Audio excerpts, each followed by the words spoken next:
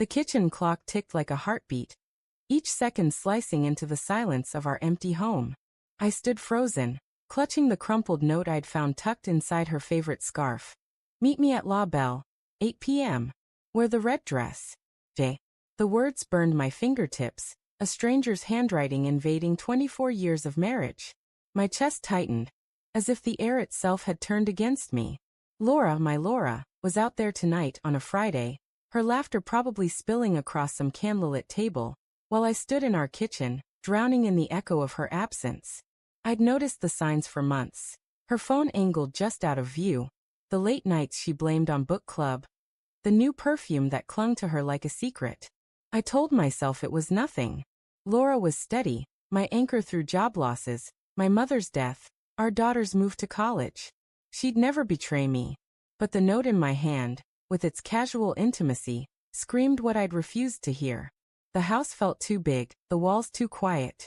Her coffee mug sat unwashed in the sink, lipstick smudged on the rim like a taunt. I traced the stain with my thumb, remembering how she'd kiss me goodnight, her lips soft and sure. Was she kissing him now? My stomach churned. I sank into a chair, the note trembling in my grip. I could have called her, demanded answers, but my voice felt trapped, tangled in rage and fear. Instead, I dialed a number I never thought I'd need, a process server, recommended by a friend after his own divorce. Can you do it tonight? I asked, my voice low, as if saying it louder would make it real. The man on the line didn't hesitate. Give me the address. I'll handle it. La Belle was a 20-minute drive, a French restaurant we'd gone to once for our anniversary. She'd worn that red dress then, the one that made her eyes glow like embers. I pictured her now, radiant, laughing at some stranger's joke, her hand brushing his across the table. The image clawed at me, sharp and relentless. I grabbed my keys, the note still clenched in my fist, and drove. The city blurred past, neon signs, honking cabs, couples strolling under streetlights. My knuckles whitened on the steering wheel. I didn't know what I'd do when I saw her. Confront her? Beg her? Or just watch, like a ghost haunting his own life?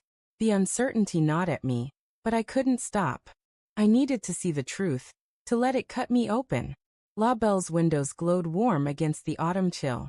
I parked across the street, my breath fogging the car window. Inside, the restaurant buzzed with life. Clinking glasses, soft jazz, waiters weaving through candlelit tables. And there she was, Laura. Her red dress hugged her like a memory, her hair catching the light as she leaned toward a man in a dark suit. He was younger, sharp-jawed, his smile too easy. My heart stuttered. She laughed, her head tilting the way it did when she was genuinely happy, a sound I hadn't heard in months. I wanted to storm in, to shatter their perfect moment, but my legs wouldn't move. Instead, I watched, each glance between them a fresh wound. Her hand rested on the table, inches from his, and I remembered how she used to trace circles on my palm when we watched movies. Did she touch him like that? Did she love him? A gray sedan pulled up beside the restaurant. The process server, a wiry man with a clipboard, stepped out.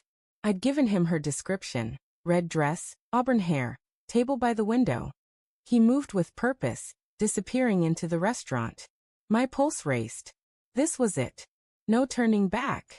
Through the window, I saw him approach their table. Laura's smile faltered as he spoke, his hand extending a manila envelope. Her face drained of color, her eyes darting to the man across from her. He looked confused, then angry, his voice rising just enough for me to imagine the words. The server left as quickly as he'd come, and Laura's hands shook as she opened the envelope. Divorce papers.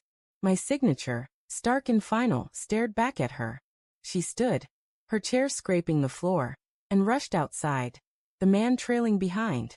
I ducked lower in my seat, my heart hammering. "Laura, wait," he called, his voice sharp with panic.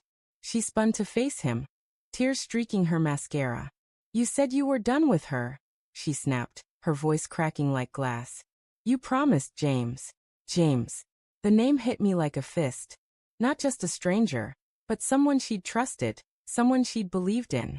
My mind reeled. Was she leaving me for him, or was she just as betrayed? The pieces didn't fit, not yet. "I am done with her," James said, grabbing her arm.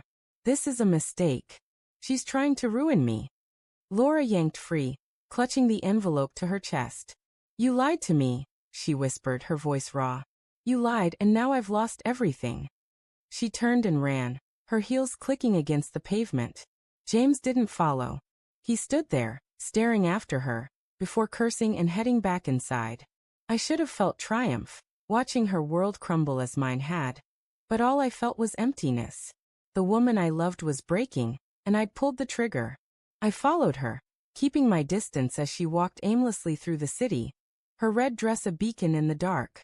She stopped at a park bench, collapsing onto it, her sobs muffled by her hands. I parked nearby, hidden by shadows, and watched. Part of me wanted to go to her, to hold her, to pretend none of this had happened. But the note in my pocket burned, a reminder of her betrayal. My phone buzzed. A text from her. I'm so sorry. I didn't mean for this. Please, can we talk?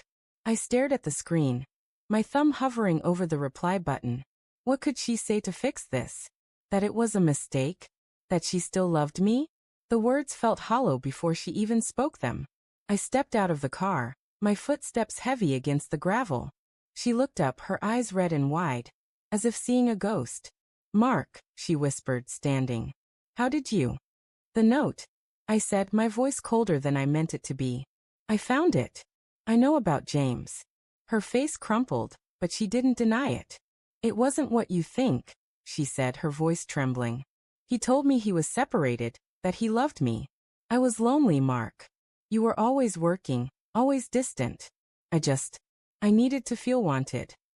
Her words stung, each one a truth I'd ignored. I'd buried myself in work, thinking it was enough to provide, to keep her safe. But I'd left her alone, and someone else had filled the space I'd abandoned. Then why lie? I asked, my voice breaking. Why not tell me? Because I didn't want to lose you, she said, tears spilling over. I was going to end it tonight. I swear. I wanted to believe her, but the envelope in her hands loomed between us. It's too late, I said, the words tasting like ash. You made your choice. As I walked away, her sobs echoed behind me, but I didn't turn back. The city lights blurred through my tears, and I realized the twist wasn't her betrayal, it was mine. I'd sent the papers not out of justice, but vengeance, and now we were both broken. The note in my pocket felt heavier than ever, a relic of a love I'd destroyed with my own hands.